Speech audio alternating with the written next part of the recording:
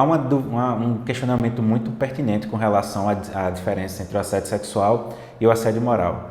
Inicialmente, vamos falar sobre o assédio moral. O assédio moral, ele leva em conta uma tentativa de humilhação mesmo, de depreciação da imagem da pessoa no ambiente de trabalho. Então, aquela situação que você tenta tirar tudo da pessoa para que ela, por exemplo, peça para sair do ambiente de trabalho, tá?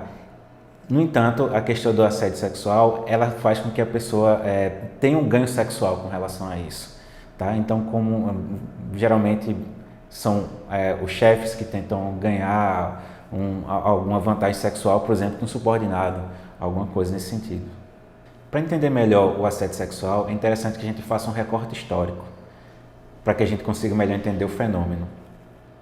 Então, com a entrada das mulheres no mercado de trabalho e mesmo com o maior índice de entrada de mulheres nas instituições de ensino, houve e há ainda uma disputa de poder muito grande.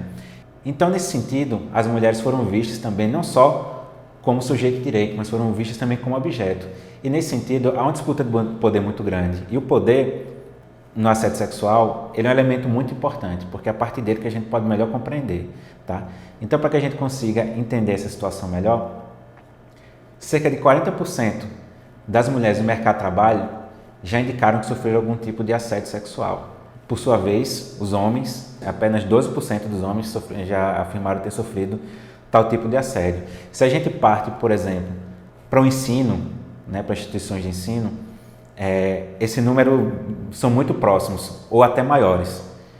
Então, em geral, as mulheres são muito mais assediadas do que os homens, em que pese pode ocorrer em todos os gêneros, tá? Inclusive entre os próprios gêneros. Tá? Então, um homem assediar outro homem, a mulher assediar outra mulher, mas pode ocorrer sim no mesmo contexto.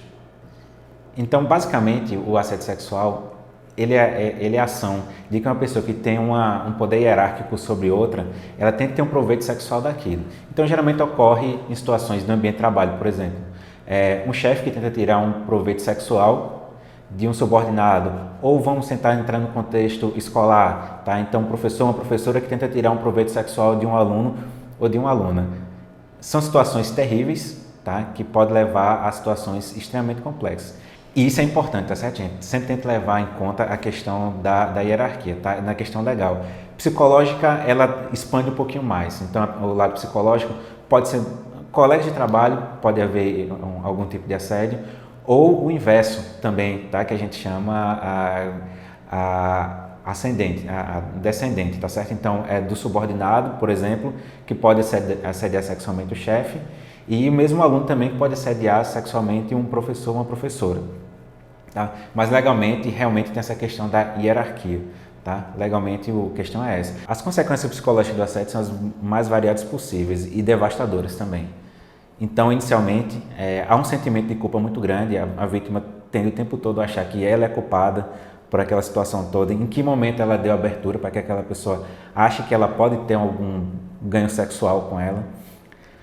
Depois disso, ela começa a ter um sentimento de vergonha muito grande, o que leva também, às vezes, com que a pessoa não procure ajuda. Em continuando o comportamento, aí vem todo um lado, por exemplo, pode vir sintomas de ansiedade muito forte, sintoma depressivo muito forte. Há um afastamento do ambiente de trabalho, tá? Então, no caso das pessoas que estão trabalhando, então o desempenho ele cai drasticamente, o desempenho do trabalho, porque a pessoa fica com medo de estar naquele ambiente de trabalho.